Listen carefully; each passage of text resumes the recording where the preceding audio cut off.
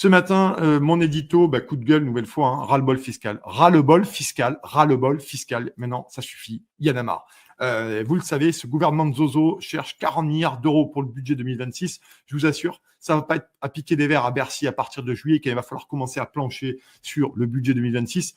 Et ces gens-là donc, sont en train de chercher partout 40 milliards d'euros. Vous les voyez venir, nous les voyons venir, les voilà. Avec François Bayrou et Éric Lombard, on va en parler ce matin. Donc, ces gens sont en train de réfléchir comment ils vont nous continuer à nous faire les poches, à vider nos comptes pour essayer de nous imposer une taxe par-ci, une taxe par-là, un abaissement des seuils par-ci, un abaissement par-là, en nous disant bien entendu qu'ils n'augmenteront pas les impôts.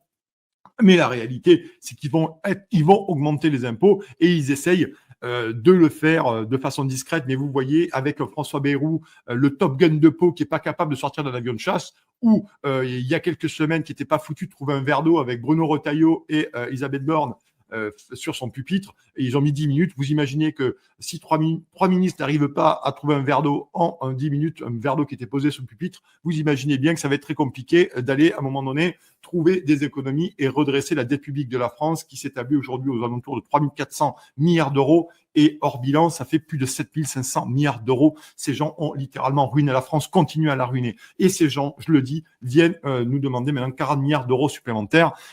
Pour ça, on va en parler tout de même ce matin. Il y a la fameuse affaire Amélie Oudéa-Castéra, vous savez, la ministre de la Bourse olympique. Eh bien, Amélie, qui a été ministre des Sports et qui nous a cassé les sabots pendant tous les JO, bien entendu. Et je vous invite d'ailleurs à aller voir sa déclaration de patrimoine quand elle sera publiée, notamment sur le site de la Haute Autorité de la Transparence de la Vie Publique. Eh bien, Amélie Oudéa-Castéra, sous son air joyeux, eh ben, elle vient de demander de se faire recaser à Macron à la tête du Comité national olympique sportif français, et elle a demandé un salaire de 9 000 balles par mois. Oui, messieurs, dames, de 9 000 balles par mois. Alors que ce poste, notamment, ce poste est censé être bénévole à la tête du Comité national olympique et sportif français, le SNOF. Eh bien, elle, non, elle va y aller, elle veut demander, et en plus, elle réclame, elle exige 9 000 euros par mois. C'est absolument scandaleux. Et Emmanuel Macron, bien sûr, une nouvelle fois, Choupinet Premier, a intercédé pour que Amélie Oudéa-Castéra, vu qu'elle a été une ministre émérite,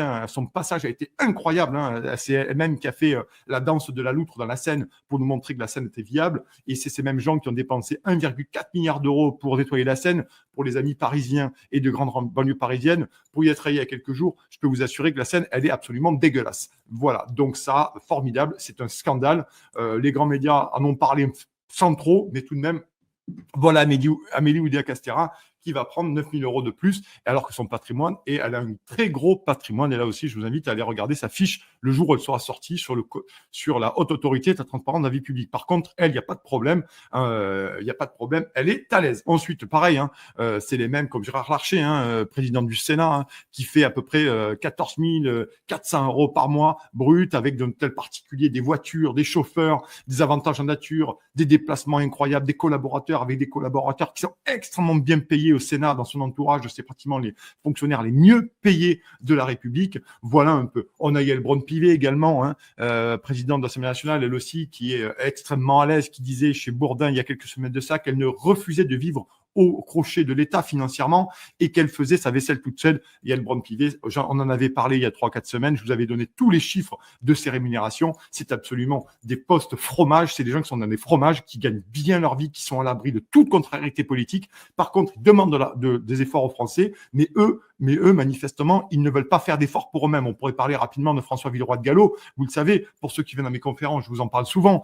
C'est quelqu'un qui fait plus de 300 000 euros par an, qui a notamment une indemnité à près de 5 500 euros d'indemnité de logement, François Villeroy de Galhau, et qui touche notamment à titre de sa représentation au niveau de la Banque des règlements internationaux, la BRI, près de 50 000 francs suisses, et donc l'autre, c'est 116 000, mais une autre partie est reversée, donc il touche 57 000 francs suisses par an. C'est absolument un scandale, vraiment un scandale. Et ou alors il y a encore Emmanuel Macron, il faut le savoir, qui a fait plus de 282 voyages présidentiels dans 93 pays depuis qu'il a été investi en 2017. Oui, je sais, ça fait long, c'est long pour tout le monde et c'est pénible.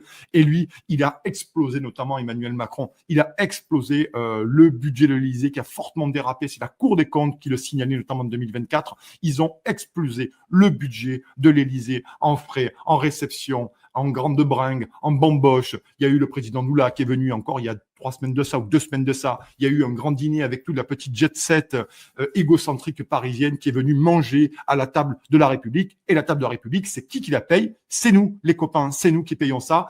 Et donc, ces gens se goinfrent en permanence. C'est que quelques exemples, on pourra en prendre plein. C'est pour vous dire simplement que ces gens sont toujours en train de venir. Je pourrais même parler de Pierre Moscovici, premier magistrat à la Cour des comptes.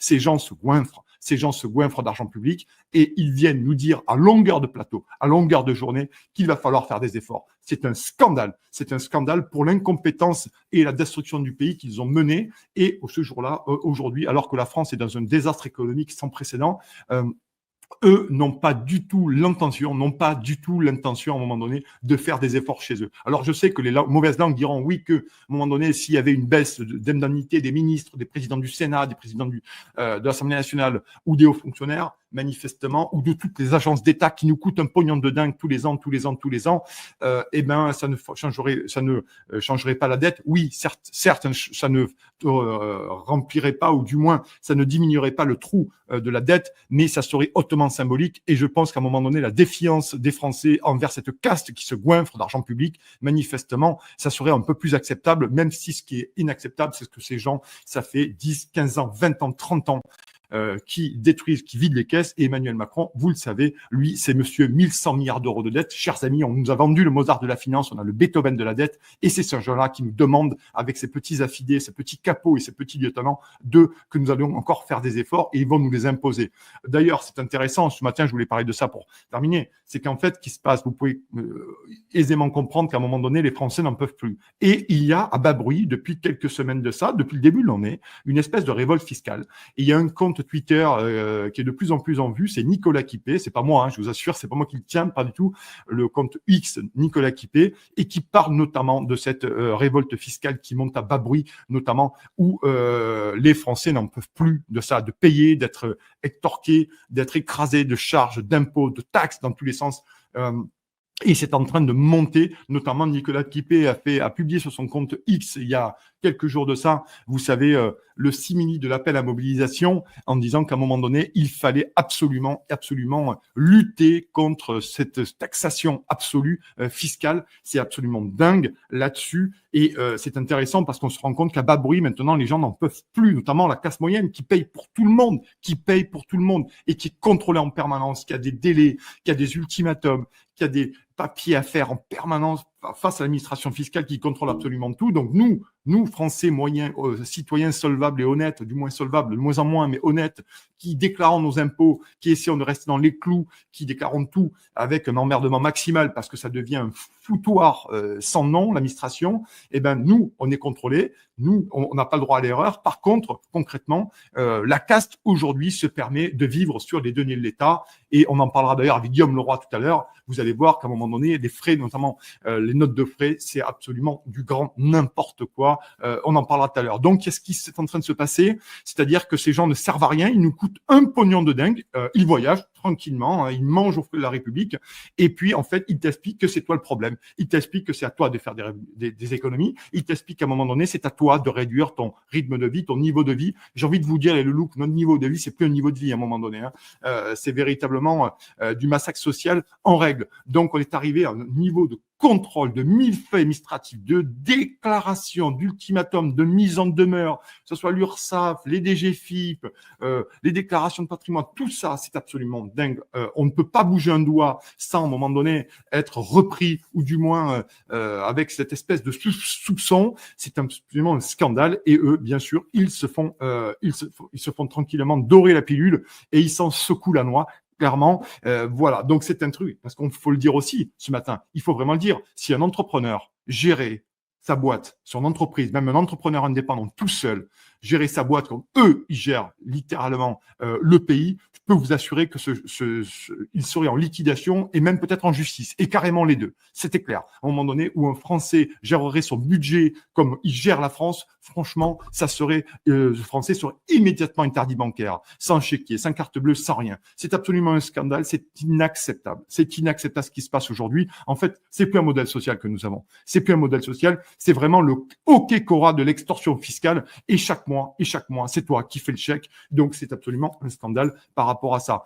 Ensuite, ça aussi, c'est intéressant, alors que l'Élysée devrait à un moment donné, et le gouvernement en son ensemble, notamment Éric Lombard, qui a déclaré un patrimoine de 21 millions d'euros. 21 millions d'euros. Éric Lombard, il a été payé en tant que directeur général de la Caisse des dépôts et des consignations plus de 300 000 balles par an.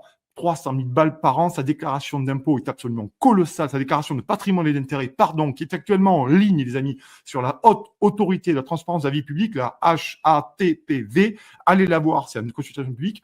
Éric Lombard est multimillionnaire. Et en plus, il y a une polémique là-dessus où il n'aurait pas tout déclaré, ou du moins, il y aurait quelques zones sur sa déclaration. Éric Lombard, ministre de l'économie, a répondu à ça. Le Canard enchaîné a sorti cette affaire. Ces gens, en fait, sont goinfrés d'argent, et d'argent public davantage. Et ils viennent nous dire à nous, ils viennent à longueur de journée sur les plateaux télé avec les chauffeurs, les voitures de la République, les motards aussi, et pour nous dire qu'il faut faire des efforts. C'est un scandale. Je finis par là. En plus, l'Élysée, je le disais, au lieu de s'inquiéter et de faire des coupes drastiques dans le budget du fonctionnement de l'État, s'inquiète, j'en avais déjà parlé, s'inquiète depuis le début de l'année de ce genre de discours de gens qui sont pleins de bon sens en disant où passe notre pognon, où va notre pognon. Eh bien, l'Élysée, comme d'habitude, dans cette espèce d'excès de totalitarisme permanent et de suspicion d'une espèce de forme de sédition et de faction du certain nombre de la population et de citoyens, eh ben, commence à s'inquiéter gravement de ce genre de discours de bon sens, en fait. Où passe notre pognon, ce n'est pas à faire, c'est du bon sens. Et donc, l'Élysée est en train de demander des notes à des cabinets privés qui nous coûtent encore un pognon de dingue, ou à des agences, notamment canadiennes, d'aller épier les réseaux sociaux pour savoir où étaient les poches de revendications à ce sujet-là sur la dépense, le dérapage du compte public. Donc l'Élysée qui inquiète de ça concrètement et essaye à un moment donné d'identifier les gens qui pourraient porter atteinte à la gabegie de l'État. Donc apparemment aujourd'hui, critiquer la gestion de notre pognon, critiquer les dérapages du compte public, critiquer cet argent jeté par les fenêtres que nous venons récupérer dans nos poches. On jette l'argent par les fenêtres, on le récupère dans nos poches. Et bien ça, apparemment, ça devient compliqué, ça devient dangereux. C'est un scandale, la vérité. Et pour finir là-dessus, ces gens ne se rendent pas compte que cette société repose, entre autres, sur le consentement à l'impôt. Si une société a un consentement à l'impôt fort, vous pouvez développer, vous pouvez enrichir la société, vous pouvez aussi comprendre à un moment donné et vous intégrer complètement dans la société. Mais quand c'est la fin du consentement à l'impôt, ça devient dangereux. Je prends souvent l'exemple. Imaginez, vous payez une chambre d'hôtel à 400 balles la nuit et vous devez aller pisser dans le couloir. Manifestement, le matin, vous allez avoir un sens de l'humour plus qu'approximatif et vous irez demander des comptes à la direction de l'hôtel. Voilà. Donc nous payons.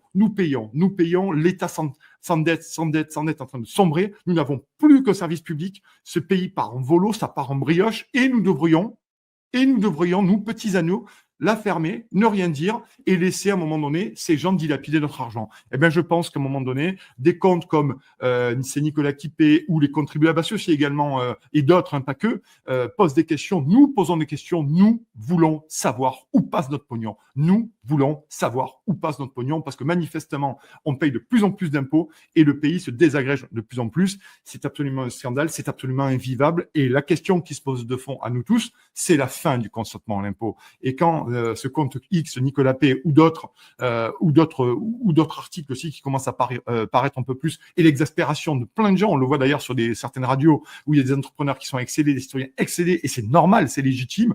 La fin du consentement à l'impôt, c'est gravissime. C'est gravissime. Si vous mettez la fin de la démocratie et la fin du consentement à l'impôt, nous nous retrouvons une situation extrêmement compliquée, mais nous allons continuer à poser la question. Nous allons la poser la question, où va notre pognon?